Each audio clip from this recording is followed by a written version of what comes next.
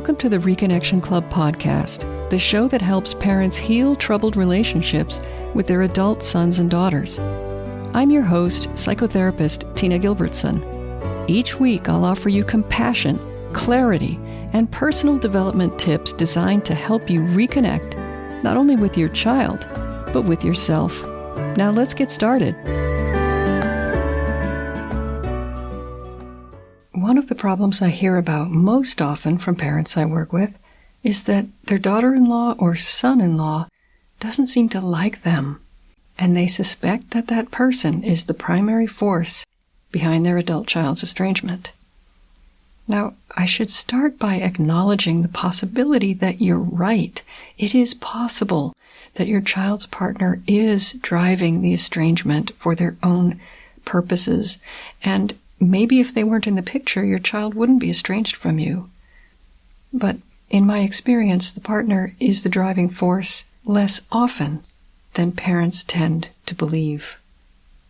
I've spoken to a number of estranged adult children who tell me that their parents are convinced that their husband or wife is driving the estrangement, but they assure me that their spouse is just an innocent bystander. But parents are prone to suspect the partner, especially when they can't make sense of the estrangement in any other way. And of course, if your child's partner doesn't seem to like you, it's easy to put two and two together and draw that conclusion. And again, you may be right. Your child's partner might not care if your child ever sees you again. Whatever the truth of the situation you're facing, my purpose in this episode is to introduce some shades of gray to a problem that too often appears just black and white, with good guys and bad guys, or good guys and one bad guy or gal. But the more we see things as being as simple as that, black and white, the more hopeless the situation can feel, even if it's maybe not hopeless. So if you suspect that your adult child's spouse or partner is driving a wedge between you, or is at the very least happy about the estrangement, here are 4 shades of gray, let's call them, to add some texture to this otherwise stark picture. The first is a question.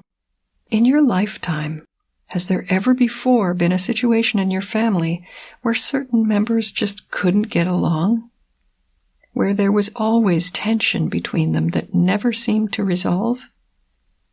If so, that was part of the family landscape in which your child or children grew up.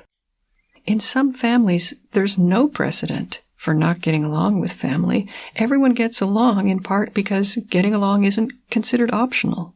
Everyone just gets along even if they don't. They still somehow do. If either your child or her partner came from a family where not everyone got along, it's easy to understand why that might be a risk factor for relationship trouble. Most of us try to behave in ways we think are normal, but what's considered normal in one family may not be normal for another.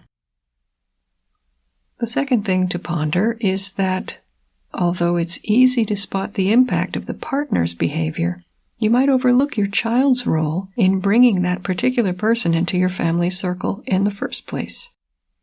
Something in your child was susceptible to this person's energy.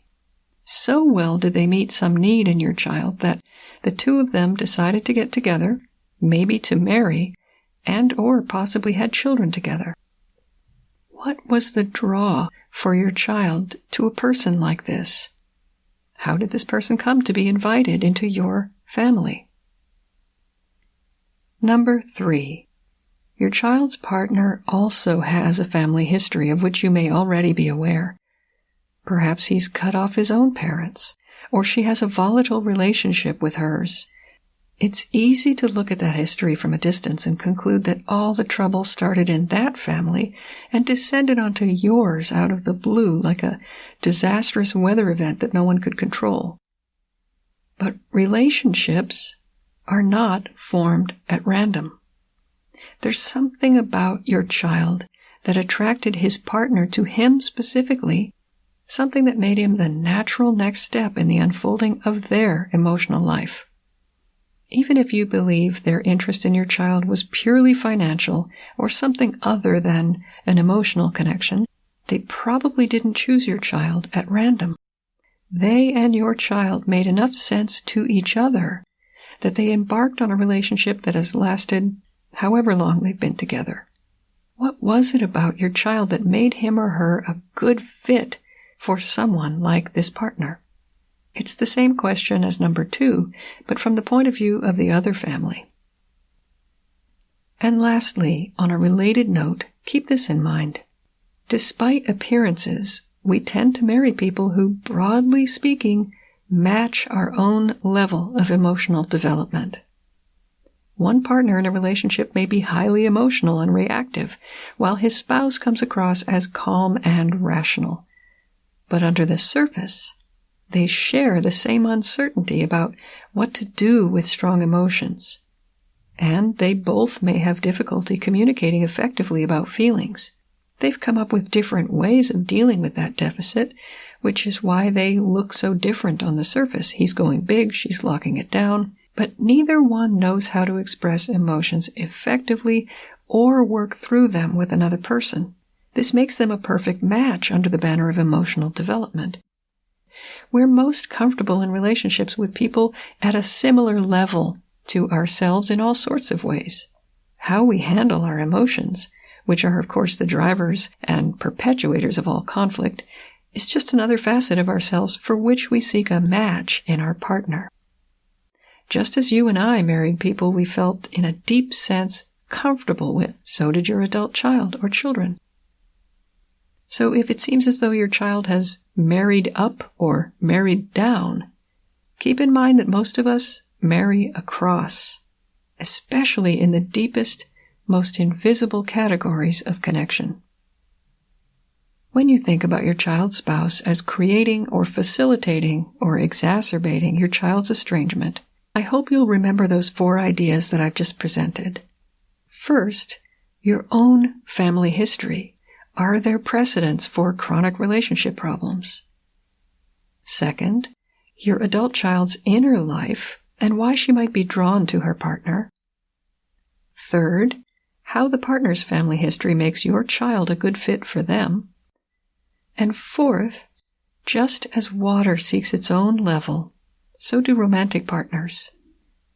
If your child's partner seems to be emotionally immature or have poor communication skills, that doesn't mean they're not a fit for your child underneath the surface. If you view your child's spouse or partner as being like a car accident, something inexplicable and tragic that happened to your family, you're likely to feel powerless, resentful, and even hopeless. You may miss opportunities to learn and heal and grow as an individual and also as a family. The better you understand some of the underlying influences I talked about in this episode, the more nuanced the picture will become. Instead of your child's partner being just an ugly smudge on an otherwise beautiful family portrait, they are in the portrait. They're another part of the picture. And it's an intricate picture of emotional connections and family dynamics. And as that picture develops in more and more detail, you may find that your options expand. Maybe the situation is not locked in. But even if it doesn't resolve, or it doesn't resolve anytime soon, you will at least have a better idea why this is happening. And when painful things make sense to us, they're often easier to bear. Until next time, remember that you are a loving, lovable, and still growing human being. So please take good care of yourself. Bye for now. If you've enjoyed this episode of the Reconnection Club podcast, I invite you to check out reconnectionclub.com. The Reconnection Club is for parents at any stage of estrangement from their adult, child, or children. So whether you've just realized there's trouble between you, you've been living with estrangement for years, or you're newly reconciled but still walking on eggshells, the Reconnection Club is your essential resource for information, support, and continued personal growth. With our courses and workshops, expert interviews, monthly Q&A calls, and a friendly, active community, the Reconnection Club is a wonderful place to be for anyone suffering the pain of estrangement from an adult, child, or children. So check it out at reconnectionclub.com.